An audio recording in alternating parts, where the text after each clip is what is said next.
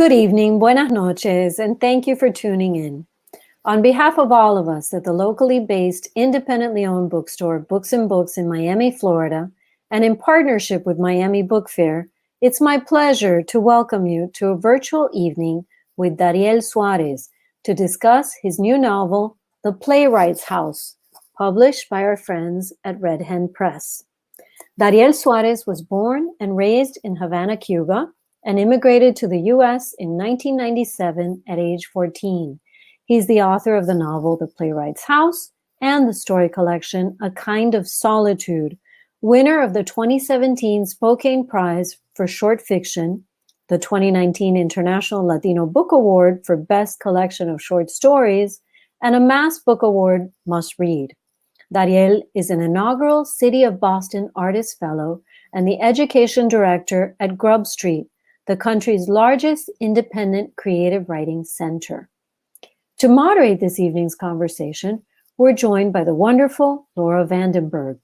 Born and raised in Florida, Laura is the author of 5 works of fiction, including The Third Hotel, a finalist for the New York Public Library Young Lions Fiction Award, and I Hold a Wolf by the Ears, one of Time Magazine's 10 best fiction books of 2020. Throughout this evening's broadcast, you're invited to ask questions by using the Ask a Question feature at the bottom of the screen, and you can order your copy of The Playwright's House from Books and Books below by pressing the green button. We appreciate each and every order and the generous donations from viewers everywhere. And now, without further ado, I'd like to welcome our guests to the virtual stage. Welcome, Dariel. Welcome, Laura. Hello. Hi. Hi, Dariel. It's so good to see you. I know, likewise. I'm so excited to be here to talk with you. Yes, same. And for anyone who's tuning in, 2 things to note. Again, just to emphasize that there's like this amazing green rectangle at the bottom that you can click on and purchase a copy of The Playwright's House, which is such a tremendous, beautiful, compassionate novel, and also so suspenseful, too. I had the great pleasure of reading a galley a while back, and I just tore through my copy. There's also the Ask a Question feature at the bottom where you can ask questions for Dariel, and then we will get to them a little later in the hour. So I think we're just going to dive right in. Yeah, that was the... Sounds good. Yeah, that was the plan. So I wanted to start by asking you about character. I mean, one of the things that I admired so much about this book is how alive and vivid your characters are. I felt like they could just sort of step off the page and walk into the room at any moment. They never felt written to me, if that makes sense. And I'm wondering, like, what can you tell us about how you approach character in your work? Do you have a sense of who your characters are before you begin, or did they reveal themselves in the writing? Yeah, thank you for the question, and thank you for doing this with me, Laura. Thanks to Books and Books for hosting this. This is the first book that I fell in love with as a young student and aspiring writer. So make sure to support Books and Books and indie bookstores. And thank you to all who are listening or watching tonight. So in terms of characters, I think for me, when it comes to, particularly with this book, with the novel, I had a general idea of the sort of central characters that I wanted to have in terms of the family, in terms of how some of the dynamics would maybe play out between them. I was trying to find certain connections between the characters that would yield a lot of conflict, a lot of tension. But of course, I didn't sort of flesh them all out. I kind of allowed myself the space during the drafting process to see who the characters would really ultimately be, and if I was missing anybody or if I needed other characters. And so for me, it was a combination of sort of having a general idea of who I wanted to be in the book, some of the relationships like the main brothers, the sisters, obviously the father figure. And then from there, sort of thinking about what were some of the scenes that I needed to sort of first explore. And so from there, the idea evolved. And as I wrote the draft, I think I started to hear the characters really come alive, to see some of the drama really unfold a little bit more. And then some secondary characters started to appear for me.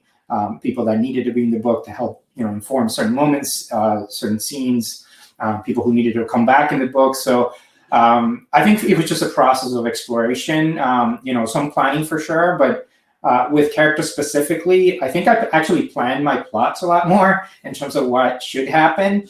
Now that I stick, with that all the way through, I often change my mind. But with characters, I do like the idea of just seeing them speak and hearing them and allowing them to become, real person. And then from there, really just following that as much as possible, so that it's still sort of a fun process for me to discover. And I feel like if I plan every single detail, it may not be as fun to write. So so it took a while. It took a long time to really, not just drafting, but then revising, to really get to know them and, for them to become real for me. But once that happened, I think that it was really fun, especially the last few times I went through the book, because then I could really hear them. They were really speaking. So that was sort of the process for me. A little bit of planning mostly, and then mostly just seeing them play out. Yeah, I'm wondering, like a little bit of a follow-up question. Was there a character that you felt was sort of more readily accessible to you, and was there also a character that was more challenging to access for whatever reason? Yeah, what's funny is that Victor, the brother, he was an easy character for me. He was, I would say my favorite character to write in some ways. Yeah. Some of my antagonists are also, some of the antagonists in the book, as I say, were also really fun to write for very different reasons. But Victor was just, there's something about his sensibility, about some of the tragedies, some of his backstory, some of his personality. To my mind, he brought life to the page. He made it fun for me to write those scenes with him, and really helped me develop the other characters around him, because of his, again, very outgoing personality. In some ways, you could call it Cuban, not to turn him into a stereotype, but he's sort of that street person who just has a bit of charisma, humor, and kind of tells you to your face what he thinks. And then Sergey, the main character, I guess you would call it, he was a little bit harder to really sort of get on the page and give life to, because of the whole scenario of him having to come out of his shell and having to confront a certain reality that he had succeeded in avoiding up until sort of when the main events happened in the book.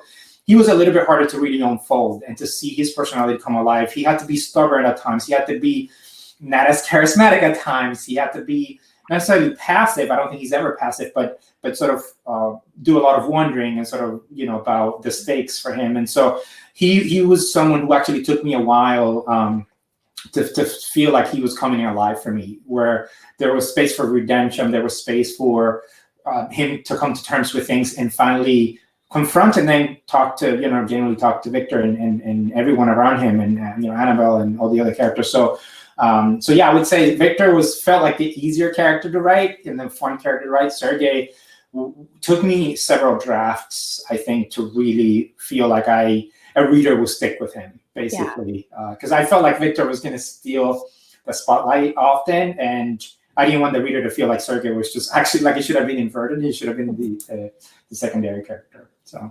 Yeah, that ties into a question that I wanted to ask about theater, which is like central to the novel in all senses, as the title suggests to us. The novel opens with a production, but it also struck me as I was reading and thinking about the book that like all these characters are kind of engaging in theater and performance in their own ways, right? And there's this actually passage that I wanted to read from, this is from Sergey's POV, where he says, his job, the apartment, their plans, it was all very serious and demanding. They constantly had to handle themselves with decorum, show the world that they were wise beyond their years, deserving of their status and good fortune. So this like idea that, he's not a literal actor on a stage, but you are sort of, if you want certain things, you are engaged in this performance like for the state. And I was just curious to know, like, what is your relationship to theater? Like, what drew you to writing about this artistic medium? I'll stop. I won't do the dreaded thing where I ask you like five questions at the same time. I'll stop there. Thank you for that question. I think for me, what's funny is that I came to theater later in life. It's one of the art forms that I came to sort of later. And it was mostly through my wife, Alina, who introduced me. She studied theater in Cuba and then in the US. And when we met, she really sort of was the first person to really sort of prompt me to go to the theater more often and really engage with the art form and read more about it, learn more about it. And I was into film. I was into obviously writing and music and other things. But so I think part of me in writing this book wanted to get deeper into an art form that I felt like I didn't know that much about, in a sense. And so it was a great way for me to do some research. It was a great way for me to particularly engage with Cuban theater, which is very much its own thing. I was, sort of fortunate enough to be able to attend plays in Cuba when I was there the last time, and to sort of see it for myself too, to see the theater at the opening of the novel. I also was able to visit. And but I think for me, it has more to do with that curiosity of wanting to see sort of something that has to do with performance, something that that in Cuba, it's very much valued as a very important art form, which at times can be political, but in a very subversive and quiet ways as well. So that was attractive to me. And then also the idea that a theater director, if you remove a theater director from the picture, the whole thing falls apart in a sense in terms of the play. Yeah. So even from a plot standpoint, that felt like an art form that made sense to go to, right? When you remove this and all of a sudden, at least in Cuba, it makes it hard to even present this. And then everyone's going to wonder what happened. And so those were sort of the more external reasons. And I think more culturally, in Cuba, because of that reality that, people know each other's lives generally, in neighborhoods, you live with, out in the streets, your neighbors, and you have very close friends. And you tend to know more about other people than, in the US, at least for me, in my experience.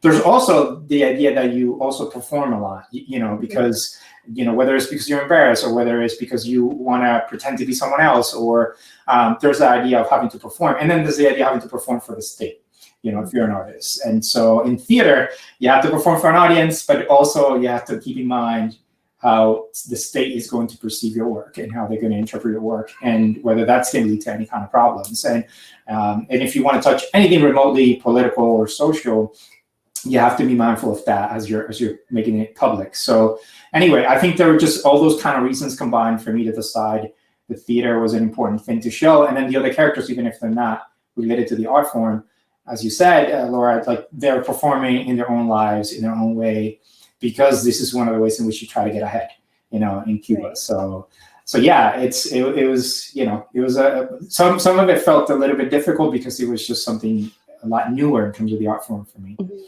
Yeah. And I wanted to, you kind of already started to bring this up, but to ask you about the role of artists in Cuba. There's, from just my sort of outsider's perspective, it seems as though, artists occupy, it's a very sort of delicate, tenuous place on the island where, there is freedom from some artists, but it's somewhat illusionary, right? In that it could be revoked at any time, and maybe you'll be able to leave for this exhibit or this residency, or maybe you won't. And there's always that feeling of not quite knowing, where things stand. And, this idea that artists have to walk a very fine line. And if they are perceived by the state to cross that line, the consequences can be really significant. And I'm thinking the director, who also is the patriarch, when you were saying, pull the director out and the whole thing collapses, I was also thinking kind of pull the patriarch. And in this case, the family, is thrown into turmoil. Without revealing too much. But early on, Felipe is told by another character, you might be the best director in the country. You can do whatever you want. But of course, that statement is proven to be untrue, pretty swiftly and definitively. So I was wondering, what can you tell us about the sort of realities and complexities and difficulties of being an artist in Cuba that you were really interested in exploring? Yeah, and what's interesting about that, meaning the role of artists in Cuba, it can turn into different narratives, right? And depending on who you ask. And I think when it comes to the politics of the book, and just in Cuba, and generally speaking with politics, it's a very tricky subject for many reasons, from some folks who are there, because I do believe that if you say or do certain things, you can get in trouble, and folks do get in trouble. And I think in the news even now with the San Isidro movement, and we see just what's happening in Havana with a lot of the artists speaking out, and some of the response from the government. It's been documented, and it's been documented now for many years. So I do think that there is a danger in speaking out. There is a danger in doing certain kinds of art. Anything that criticizes the government, anything that criticizes, what's called the revolution, which is attached essentially to Cuban identity and for the last 50, 60 years in the government. I think there are honest and real, not honest, like real life repercussions for those things. And I think artists know that. And so you do have to toe a line, you do have to make certain decisions. Sometimes they're moral decisions you have to make. And I remember my own father, who was a journalist and a writer in Cuba, very political person at home. He had very strong opinions. He would read a lot. I learned a lot from him. He would question things about Cuban history, about Cuban government. And yet he always taught me, be careful who you talk to, be careful what you say. Just learn to navigate those things depending, like you just have to be honest with yourself about what you're navigating and you're trying to do, because if you sort of become known for saying or doing certain things, you could get in trouble. And in his own writing, he was never political at all. And yet again, at home, I knew him as a very political, very opinionated person. So I got to actually witness that sort of separation between the external, the art, and everything that was going out, and in his conscious decision not to do that, and many of his friends as well who were artists. So anyway, in this book, I think I wanted to explore some of that, the irony of that statement, right? Like you can do whatever you want, you're famous, which is quite frankly not true. Many known and famous artistic figures in Cuba have gotten in political trouble, and some have been exiled, some have been imprisoned, some have been not allowed to present or publish their work. So, I also wanted to show that reality. I wanted to get deeper into that sort of the darker underbelly of what can happen. A lot of it based on research, a lot of it based on things I know or folks I've known. And it felt important to do that. And, funny enough, I was working on this book many years ago, and now we see what's happening there right now, and even what's happening in the US over the last few years in terms of, when it comes to journalism and expression and things like that. So anyway, it's a complicated place, but yeah, it felt important for me to write about those things, because I believe someone living, in the island would not be able to do that. Mm-hmm. And the relationship between our two brothers, you mentioned when we were getting started, the very charismatic Victor. That relationship between the two brothers, Sergey and Victor, for me was one of the most powerful emotional centers of the book. And they have chosen, in terms of how they navigate the complexities that you were just speaking to, they've chosen very different paths. And as a result, they're occupying like pretty different stratas in Havana. And I think that one of the, kind of ways in which their relationship sort of opens up and deepens the world of the novel is that, like, through these different paths, we see this sort of complex, layers of the city. How did you approach writing this relationship? Did you always know that this, this brotherly relationship was going to be sort of one of the kind of central anchors of the novel, or did that come in at a later time? Yeah, I think I knew going in that I wanted the sibling relationship to be at the heart of it. And, the writerly reason was, because they're so different and they have experience, their shared experience have sort of influenced them and impacted them in different ways.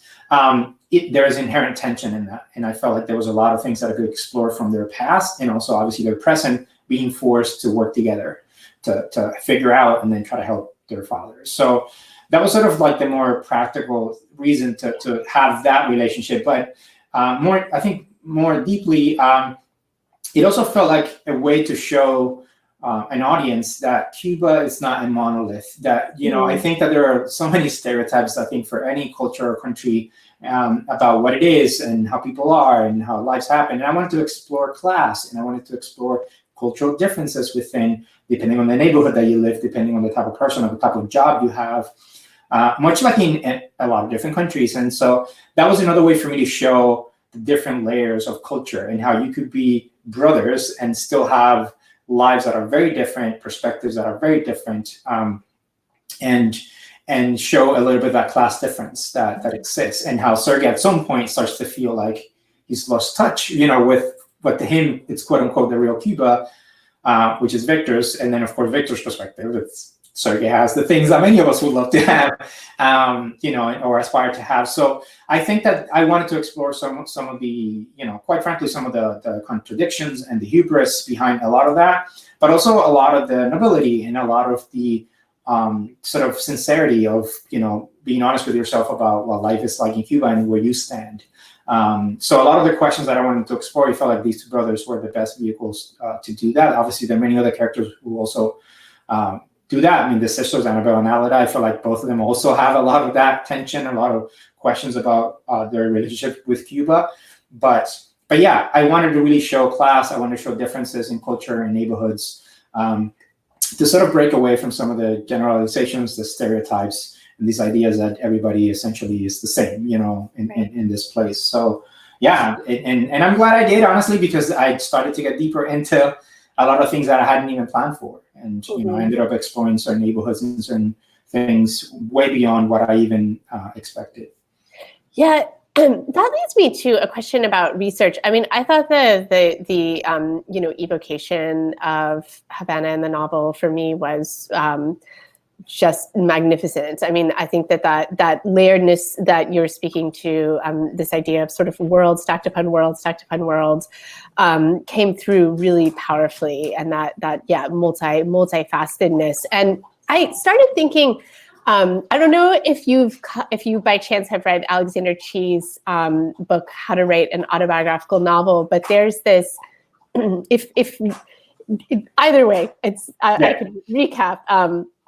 But there's this essay in there called The Autobiography of My Novel, where he talks about writing his first novel and researching Maine, where he's from.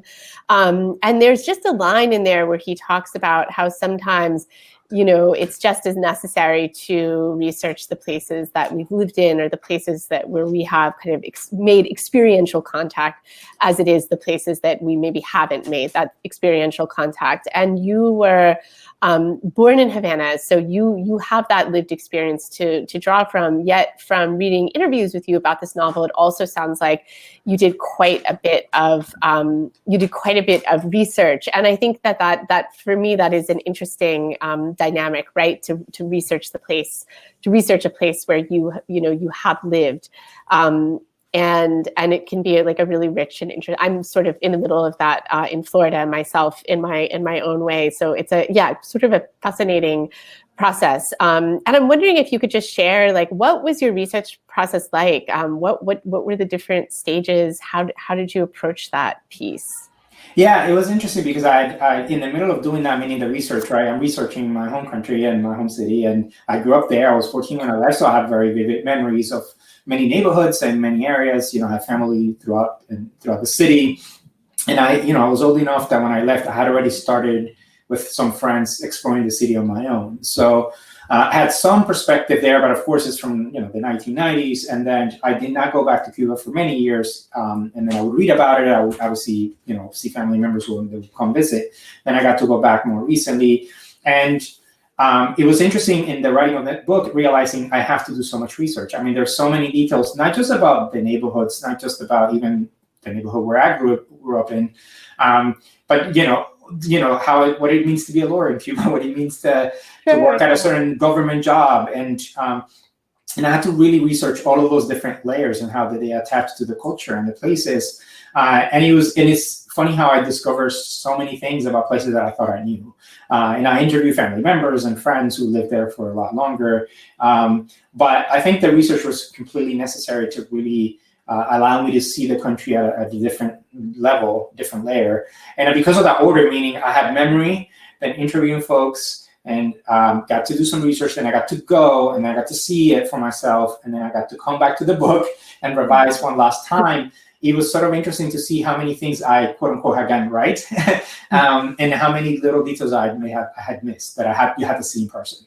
Or at least added, I thought, at the last minute, something to the book as well. So for me, it was kind of a very interesting and strange process of memory and research, and then memory as research and research as memory. And when I did go, more recently, I remember having this experience of seeing things that I had forgotten about for all those years. Like things that were a memory, like immediately they all came back. All the memories will come back just from like looking at a house.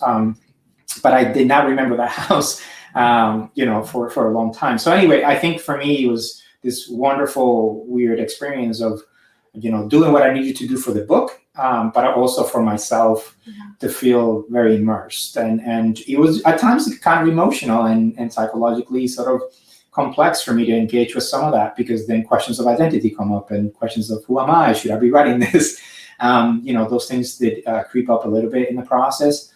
But ultimately, I was happy with the result, because I honestly feel like I did as much as I could to aim for authenticity, whatever that is, and some things are imagined, some things are made up in the book as well. But I do think you have that license as a writer. And the last thing I'll say is I heard and read about many writers and famous writers who left their home or country, who would write then later about their home country and would call friends and would write back and would try to get research and say, hey, I remember the streets, look at a map, draw. Like I felt less alone when I learned that even many known writers with very known works of literature had to do the same thing I was doing about their home. And they left when they were much older than I was. So once you go and you leave, you there's so much you take for granted and you didn't really know. Yeah. Yeah. And I would imagine that I think like, yes. And it's like, if you go and you don't always, you don't necessarily know you're going, right? Or that you're not coming back. It's just, you're not necessarily, you're just living your life. You're not walking around with an eye towards like, remember this, remember this, remember this. So I would imagine it was probably like you were looking, from age, experience, all of those things, but also just the fact that you were returning as a writer, that you were looking with like a very different set of goggles, so to speak, than you were. Yeah, and also it was very hard from that perspective of, as you said, Laura, because I came to the US knowing that I quote unquote wasn't going to go back. I hope to go back and visit, but in terms of living, it wasn't that type of migration. It was a type of like, this is permanent. So I had to immerse myself, at least, my young mind, in American culture. I had to learn the language. So I felt like I did sacrifice or give up a lot of my identity, a lot of my past, my relationship to Cuba. Because, that's the reason I'm writing in English, is the reason I even became a writer in many ways, is because I was able to do all these things. But then years later in writing this book was my way of reclaiming that for myself and saying, no, you're still the same 14-year-old who left, and you are Cuban and you are all these things. And then going back, it was sort of like sort of reconnecting with that reality. And it was, very important for me to do that. So anyway, all to say that the book became, and the research and everything else became like a very personal thing. Yeah. This is a sort of process question, but I think that that there's so many, in my experience, kind of going through like a heavily researched project, it can be a real challenge to sort of take all of that. I think perhaps especially when the research is emotional and when it is personal, and when it's not just about sort of absorbing, facts and maps and timelines and all these things, but there really is this sort of, personal unearthing that's happening alongside other types of research. It can be really challenging then to like go back to the work and put that all through, figure out how to put that all through like the colander, if you will, of like what the book actually needs. And I have, on my more research heavy projects, I always had drafts. It was like every personally meaningful thing about this, and also like every weird, interesting fact I learned while doing research, and it was just sort of overstuffed. And I'm wondering, like, how did you kind of find that colander where you sort of were able to shake out, differentiate between what was sort of meaningful or impactful for you, just like as an individual human, or what was interesting as an individual human, versus what the plot needed and what the characters needed? Yeah, that's a fantastic question. So I think for me, I tried to do consciously as much as I could, my best to separate my own process and everything that I was going through and my characters' sort of lives and reality. I sort of wanted to make sure that I was always prioritizing them and what was happening to them. It was their reality, right? And their reality is very different from my reality. A lot of those lives are very different from mine. And so I kind of, in the process of revising especially, I was sort of trying to consciously think about what actually benefits the story, what benefits the plot, what benefits the conflict, what benefits the characters. Now, there were some cases in which I felt like I was compromising a little bit, and I was saying, well, I'm fascinated by this tidbit of history or architecture or whatever it might be. So how can I get away with it? How can I put it through the lens of Sergey or Victor, another character, and bring the history of that thing in for a page or a paragraph? And can I make the writing strong enough and engaging enough and compelling enough to have the reader feel like this is an integral part of the story, like it adds another layer, maybe comes back in some way, it informs the character in some way. And I don't know that I always succeeded with that, but I was trying to, in some cases, sort of trying to, again, compromise and say, well, there has to be, I want for there to be space for these things to also come through, because the characters will think about them, meditate on them, and in some ways it does inform the reality that they're inhabiting, and sometimes the stakes for them as well. So that's another part where I was sort of looking at it and making those kinds of decisions, and just looking over the book again now that, I'm reading from it and talking about it, I realized that there are many obvious sort of moments like that where there's a bit of a pause in the plot, and that's okay. And I do try my best to make sure that something happens in every chapter, and then the story goes forward. And there is, as you said earlier, suspense or whatever, to have energy behind the plot. But I also wanted the reader to sort of learn about Cuba a little bit more, and hopefully learn not the type of stuff that you normally hear or you normally see about, like the revolution. Like I didn't want to write a ton about that. There's been so much written about that in great ways. So I also wanted to, avoid some of the nostalgia and some of this other stuff and really get more into sort of the grittiness and the reality of the young people living there in this particular time. So anyway, I hope that I did, a good enough job of separating my own interests and my own sort of personal process and research. I mean, there was so much that did not make it into the book, as I'm sure when you do your research, and I know your work is very research too. And that is an artistic decision, and it's a very difficult one at times. And sometimes you want to be a little bit selfish, and sometimes you want to, really do justice to the work. So the reader is the one who judges in the end. But yeah, I for this one, I want to give myself the space to show some parts of Cuba that, that were a little bit outside the characters. Yeah, no, that makes so much sense. And I do think sometimes stuff that is deeply interesting to us, I mean, that can be a sort of sign, right? That it's not just, that there are sort of tendrils, right, that can connect to the work in meaningful ways. We just have to, I feel like so much of my own process is sort of sitting with a bunch of elements and being like, I know that these are all connected somehow. I just need to find the links between them. So I have one more question for you, and then we can check in and see what is happening with any audience questions. And I mean, actually, I have more than one question, but I'll just ask one more for now. I mean, this is a novel that is, about, in a very sort of immediate way, to some degree, about art.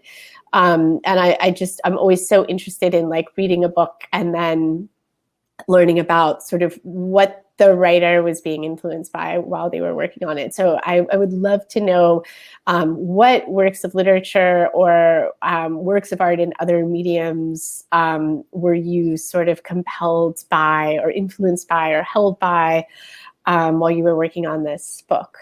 Yeah, I think because it was my first novel and I had no idea what I was doing, I went to as many different places as I could. So, theater for sure was a place that I went to. Film, I was watching a lot of classic cinema, just to sound a little snobby. I was watching a lot of classic film because I found that this, especially international, because a lot of the sensibility for many of the characters, whether it was Japanese cinema or it was Swedish cinema, a lot of the interpersonal lives and dramas that you see in those films are also informed by the society and the politics and the culture. So I felt like there were all these layers that I was hoping to get at in my work. So I went through to a lot of those films for influence. Mm-hmm. And I would watch one, I watched sometimes some of them more than once. And I stole a few things, that folks don't even get to know, But in terms of ideas and inspiration, you get ideas from particular scenes or threads or characters, the way that they layered them, that the director or the actors work with them. And so film definitely influenced this book a lot, and I tried to make certain scenes from my own perspective a little bit cinematic in the action and the way that it was moving and the dialogue. And actually some films, I always use Autumn Sonata by Ingmar Bergman as an example of a film that helped me unlock a particular scene between father and son. That in this film is mother and daughter, but it's sort of a similar drama that's like, sort of a history that's there between the two of them. And watching a particular scene in that movie really helped me unlock some issues that I had, work through some issues that I had in a very, to my mind, crucial scene in the book between father and son. And so things like that really helped. And then just reading a lot of international and Latin American literature. I read Juan Gabriel Vázquez, the Colombian writer. He is someone who I very much admire. And he's, in his novels, he has this incredible way of filtering the historical and the social and the cultural through the characters in a way that feels fascinating and layered and earned. And I just remember going back to certain passages and even teaching at the time when I was teaching passages from those books. Valeria Luiselli is another writer who I love and who does a lot of great work and experimental work, but there's a lot of social stuff and it's still fictionalized. It's still really done very well. I read Elena Ferrante's novels, and I would say the first two novels, I think, by Elena Ferrante, Trouble in Love and The Days of Abandonment, there was some psychological depth and darkness in those books that stayed with me. That I also went to for the more intimate moments in my book. And some of the darker moments, there's some violence in the book, there's some history, and I went to books like that. So anyway, I was kind of all over the place a little bit. But it's, again, because I was writing my first book, I just felt like I needed to go to every possible place I could go to for influence, for ideas, for things to steal, and then obviously using my own way. So you don't know, I always, when I teach classes, I would tell students, like, stealing for an artist is a good thing. It does not mean imitating is bad and be copy, and that's a bad thing. That's what bad bands do, with music. Yeah. But a good artist knows how to be influenced by something and then really adapt it to their own. And by the time you are done with it, the audience doesn't even know where it came from. But you got to pull from every, part of your toolbox. So anyway, it was all over the place, but these are some of the writers and some of the artists that I went to, anyone who had any cultural or social or political element in their work. Yeah, thank you. That is a really beautiful answer. And I also, you gave us such a wonderful reading / viewing list. So thank you for that. So we have a couple of questions. I think the first was the test question we did, but inquiring minds might want to know anyway. And then we have two more. How long did you work on the book? It's funny. I've come to find that the answer to that question is tricky, right? Because it took me years, like many years. To draft the book, it took me more than a year. And I had an outline and I had sort of a plot plan, as I mentioned earlier. Like, I do tend to try to plan my plots and then things change. But then the revision process actually took me longer than that. It took me more. Yeah. It took me like 2 years for me, at least, because I had the plot in place, but it was bare bones type stuff. And then I really had to go back. So instead of being one of those people who spent like 10 years in a book and they had to cut back, I was like, I wrote it over the course of a year, a little bit more than a year, but then I had to spend 2 years revising it. And then once I started to show it to people and, I started to get more feedback, I did a few more revisions that would take either a few weeks or a few months. So all in all, it was several years. I kind of lost count. I mean, the idea really started back in my MFA, so we're talking about a decade ago. But in terms of the actual act of writing it, it was more than 3 years for sure that it took me to do this. Just because of what the book demanded. And quite frankly, I was writing pretty often. I would say not every day, but I was writing almost every day for the better part of 3 years, or revising, because to me, revision is writing anyway. So it was, in the middle of it, it was very intense. I was like slightly losing my mind and not being able to hold normal conversations in certain days because I was so like in a haze. It is the strangest thing that I've ever experienced as a writer. It's like, being in the middle of a revision of a book that you've been working on for years and coming out of a scene and like really needing like a good 20 minutes to just completely disconnect because you're not able to process anything. So anyway, it took several years to do. Yeah, I totally hear that. And that sort of tangentially, I know you've also written a really wonderful story collection, and that story to novel leap can be Not the same. It's just not the same. I'll say. Yeah, no, it's not the same. I had a professor in college who said that a story was more like a poem than it was like a novel, and I really sincerely did not understand what he meant until I myself tried to write a novel, and I was like, oh, I see.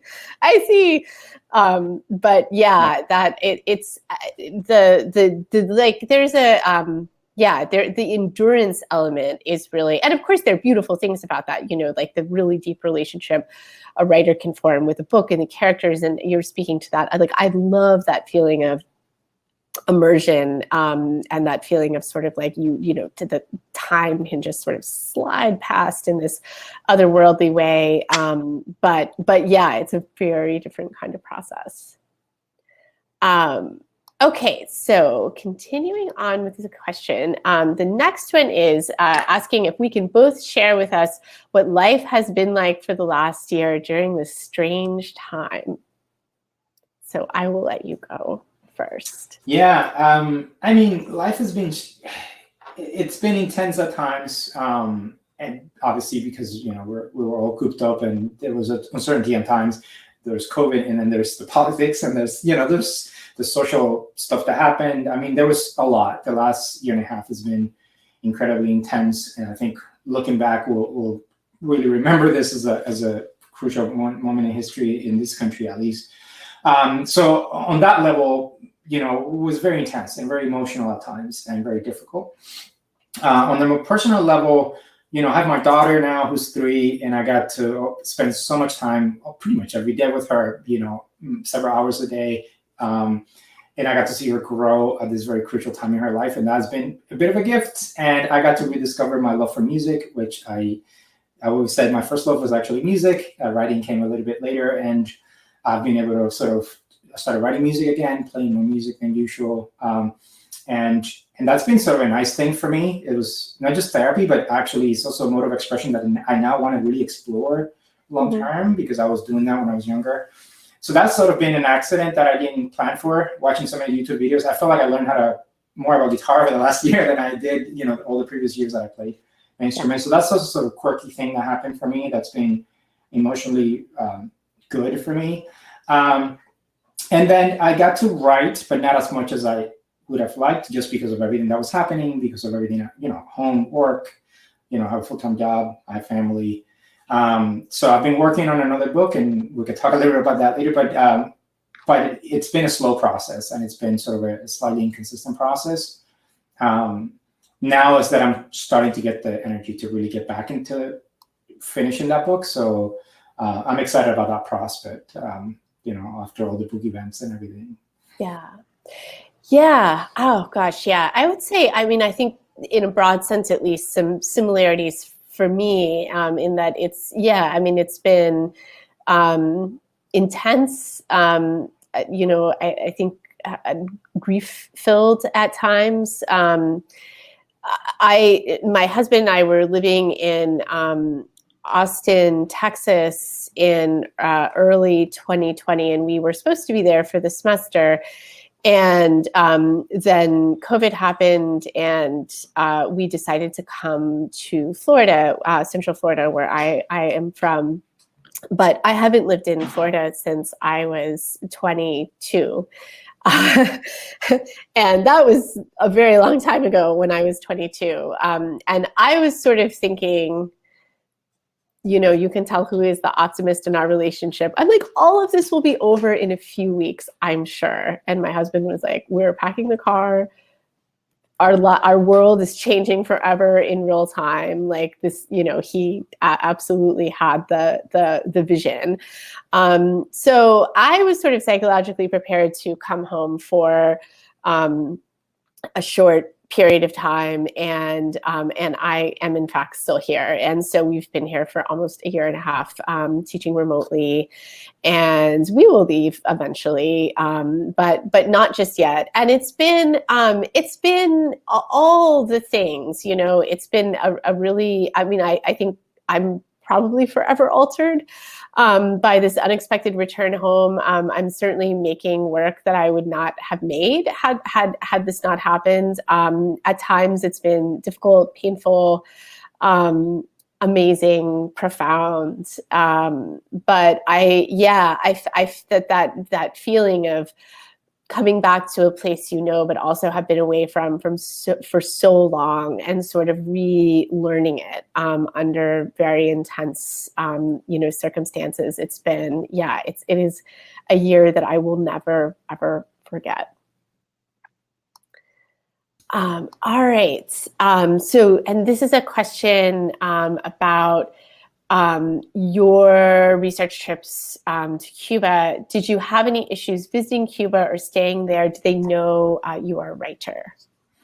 Yeah, no, I did. I mean, I don't think they know me over there. Well, I don't know after this book, but I didn't have any issues. And when I went, the book hadn't come out. So, and I don't think that would have been an issue in any way. I was visiting family. I stayed with family.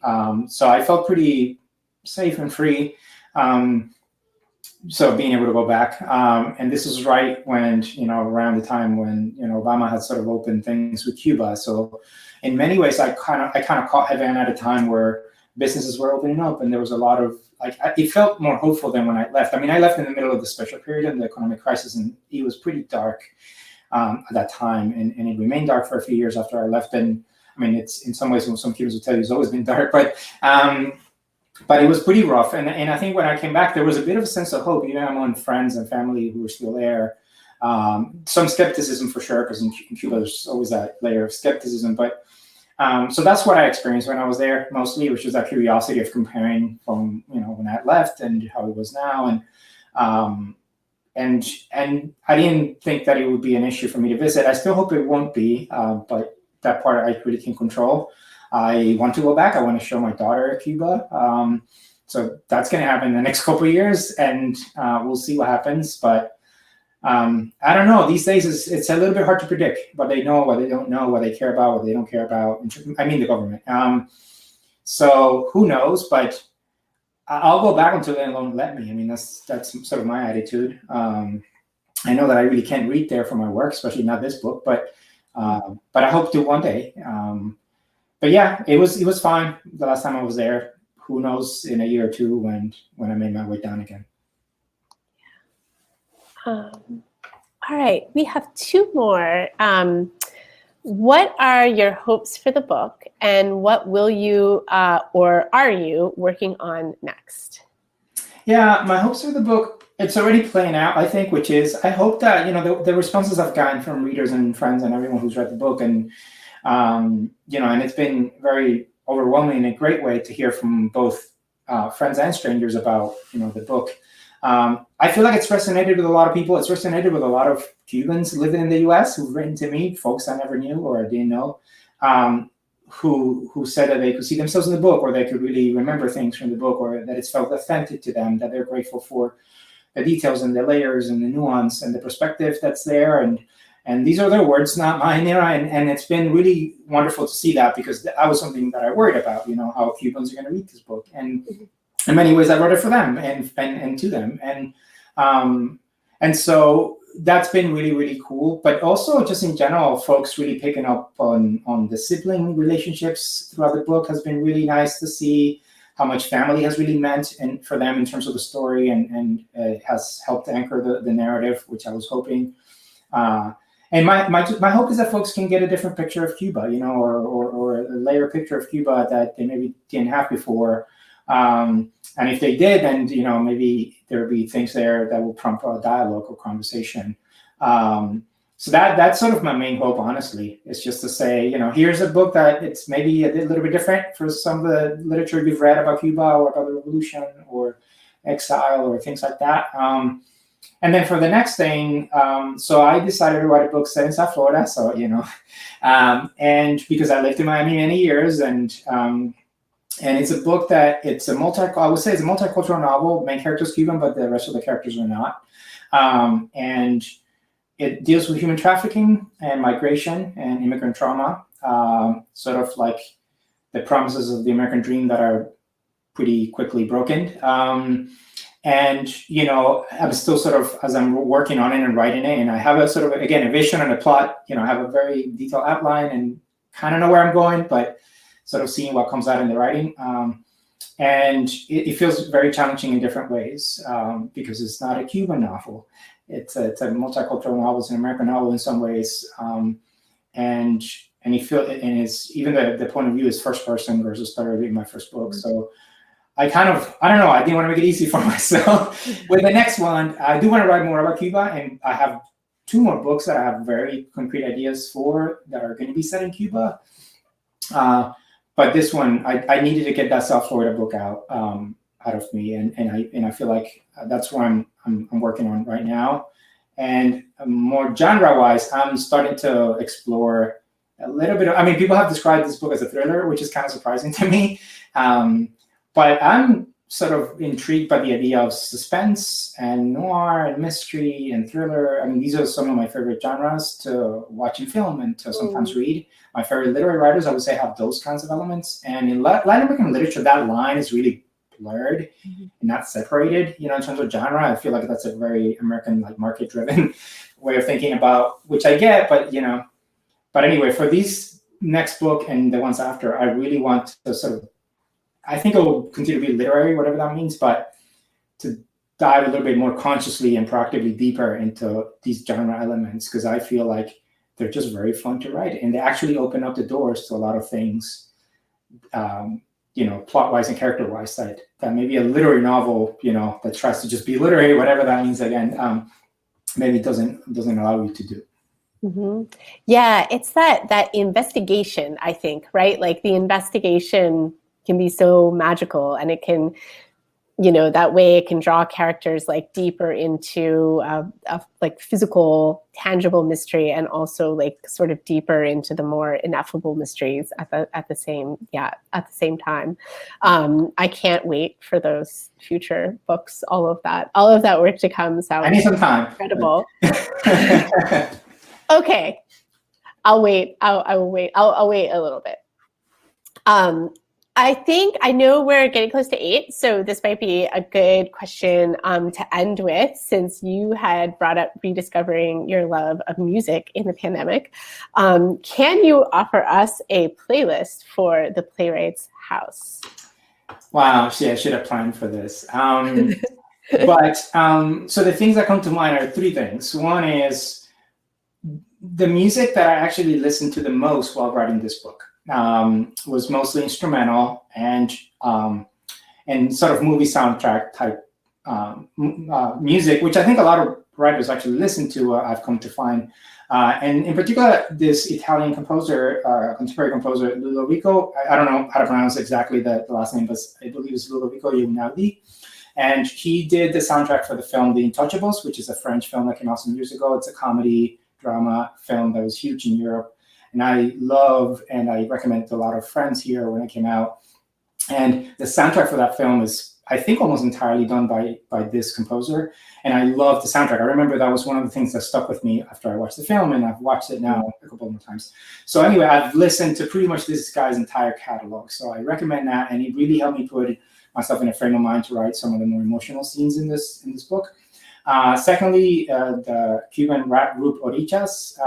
I listened to a lot of that too while I was writing this book. And, you know, there's a lot of cultural stuff in their lyrics and their music. There's a good fusion of not just rap music, but other kinds of Cuban music and Afro-Cuban music too, that I love. So I recommend them, and again, their entire catalog. And then on the rock side, because I am a metalhead, I am that strange breed, which is a Cuban metalhead. I used to have very long hair, and I can prove it. And I played in bands, and I played electric guitar and all that. Iron Maiden is my favorite band. It always has been. It was a band that made me pick up a guitar in the first place when I was 16 years old. So I always recommend Iron Maiden. From 1982 to 1988, put out 7 albums that are all quite classic. And I also listen to a lot of that music because it's very different from album to album. So anyway, I know it's all over the place, but that's kind of like knowing myself and my taste in music, that also makes a lot of sense for me. That those 3 artists came to mind. So you take one or all, but I highly recommend all of them. Yeah, thank you so much. I think that is that seems like a great place to end. Thank you, Books and Books, for hosting us. Thank you. Thank you. What a wonderful conversation. Laura, your questions were great. I think Amazing. you really Yeah. brought out so much. Thank you.